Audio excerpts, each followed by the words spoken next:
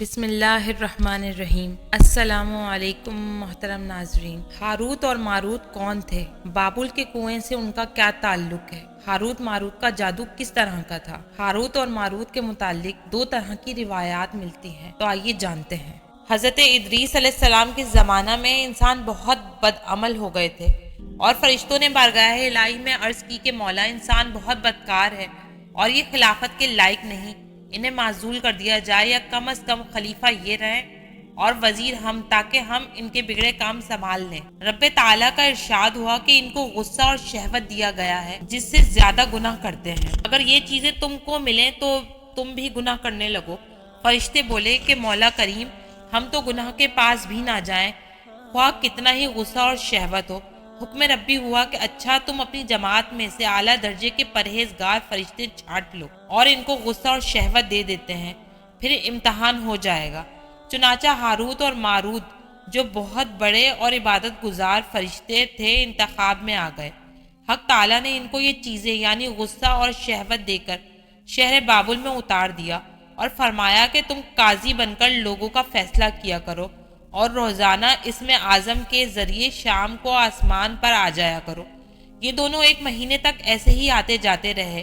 اتنے عرصے میں ان کے عدل و انصاف کا عام چرچا ہو گیا، اور بہت مقدمے ان کے پاس آنے لگے۔ ایک روز ایک نہایت حسین و جمیل عورت نے، جس کا نام زہرہ تھا، یہ ملک فارس کی رہنے والی تھی، اس نے اپنے خاوند کے خلاف مقدمہ دائر کیا۔ یہ دونوں اسے دیکھتے ہی عاشق زار ہو گئے اور اس سے برے کام کی خواہش کی۔ اس نے کہا کہ میرا دین کچھ اور ہے اور تمہارا دین کچھ اور، اختلاف ہوتے ہوئے یہ نہیں ہو سکتا۔ نیز میرا شوہر بہت غیرت مند ہے، اگر اسے خبر لگ گئی تو مجھے قتل کر دے گا، لہٰذا پہلے تو آپ میرے بت کو سجدہ کرو اور پھر میرے شوہر کو قتل کرو، پھر میں تمہارے اور تم میرے۔ نیز میرا شوہر بہت غیرت مند ہے، اگر اسے خبر لگ گئی تو مجھے قتل کر دے گا، لہٰذا انہوں نے انکار کر دیا۔ وہ چلی گئی، مگر ان کے دل میں اس کے عشق کی آگ بھڑک گئی تھی۔ آخر اسے پیغام بھیجا کہ ہم تیرے گھر آنا چاہتے ہیں۔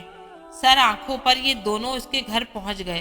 اس نے اپنے آپ کو آراستہ کیا اور ان سے بولی کہ یا تو آپ لوگ مجھے اسم اعظم سکھا دیں، یا بدھ کو سجدہ کریں، یا شوہر کو قتل کریں، یا شراب پی لیں۔ انہوں نے سوچا کہ اسم اعظم اسرار الہی، اس کو ظاہر کرنا بہت ظلم ہے، بت پرستی کرنا شرک ہے، اور قتل کرنا حقوق العباد۔ لاؤ شراب پی لیں۔ چنانچہ شراب پی لی۔ جب شراب پی کر مست ہو گئے تو زہرہ نے ان سے بت کو سجدہ بھی کروا لیا اور اپنے شوہر کو قتل بھی، اور اسم اعظم بھی پوچھ لیا۔ زہرہ تو اسم اعظم پڑھ کر صورت بدل کر آسمان پر پہنچ گئی، اور اس کی شکل زہرہ ستارہ کی طرح ہو گئی۔ جبکہ ان کا نشہ اترا تو یہ اسم اعظم بھول چکے تھے اور اپنے کیے پر نادم و شرمندہ تھے کہ ان دونوں کو لوہے کی زنجیروں میں جکڑ کر بابل کے کنویں میں اوندا لٹکا دیں۔ اس کنویں میں آگ بھڑک رہی ہے اور یہ لٹکے ہوئے ہیں۔ اس قسم کی روایات لکھی ہیں، اور یہ مسند امام احمد بن حنبل میں بھی نقل کی گئی ہیں۔ یاد رکھیں کہ ہمارے محققین، علماء کرام، اکابرین نے، اسلاف نے منع فرمایا ہے کہ اس قسم کی روایات کو بالکل ذکر نہ کیا جائے۔